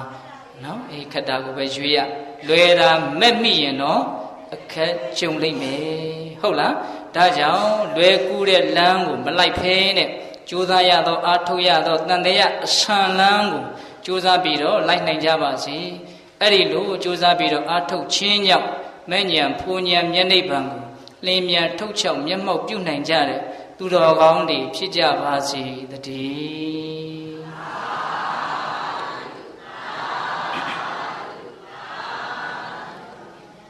ကဲဦးဇင်းတို့တရားဟောတာတဏှာကြီးတိတိနော်အလွယ်မဲ့အခက်ကြုံနဲ့ကဲဆုံးသက်သွားပြီနော်အားလုံးဆုတောင်းကြရအောင်အမျှဝေကြရအောင်နော်ရေစက်ခွက်ကညအရှင်ဖေယဘုရားတပည့်တော်တို့သည်ယနေ့ယခုလူတန်းရသောဒါနကုသိုလ်သောက်တည်ရသောသီလကုသိုလ်တရားနာယူကြရသောဓမ္မတဝနာကုသိုလ်ဤကဲ့သို့ မြားမြတ်သောကုသိုလ်ကောင်းမှုစုစုတို့ကိုပြုလုပ်ကြပါကုန်၏အရှင်ဘုရားဤကောင်းမှုဤကုသိုလ်တို့၏စွမ်းတတ္တိကြောင့်မဉ္ဇဉ်ဖို့ညာမြတ်နိဗ္ဗာန်ကိုလျင်မြန်ထုတ်ချောက်မျက်မှောက်ပြုရစေသာအရှင်ဘုရားဤကောင်းမှုဤကုသိုလ်တို့၏ဖို့ဘာကကိုသာသနာတော်ဆောင်နှက်များရှမမင်းများကိုဆောင်နှက်များကျောင်းဆောင်နှက်များအသက်ထင်ရှားရှိမရှိဖြစ်ကုန်သောဘိုးဘွားမိဘဆွေမျိုးသားချင်းတို့အားအစထား၍31ဘုံကျင်လီကုန်သောတတ္တဝအနန္တတို့အားထတ်တူထတ်မြကုသိုလ်ဤဖို့ဘာကကိုပေးဝေငှပါ၏အမြရကြ၍ကိုယ်စိတ်နှပြကျမ်းမာချမ်းသာကြသည်ဖြစ်ကြပါစေသောအာလုံးကြသမျှအမြအမြအမြယူတော်မူကြပါကုန်လောသာဓုသာဓုသာဓုအာလုံးကြသမျှအမြအမြအမြ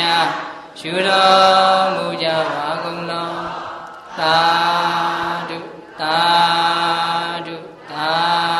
ဓုအာလုံးကြသမျှအမြအမြအမြယူတော်မူကြပါကုန်လောသာဓုသာဓုသာဓုအာလုံးကိုယ်စိတ်နှပြချမ်းသာချမ်းသာကြ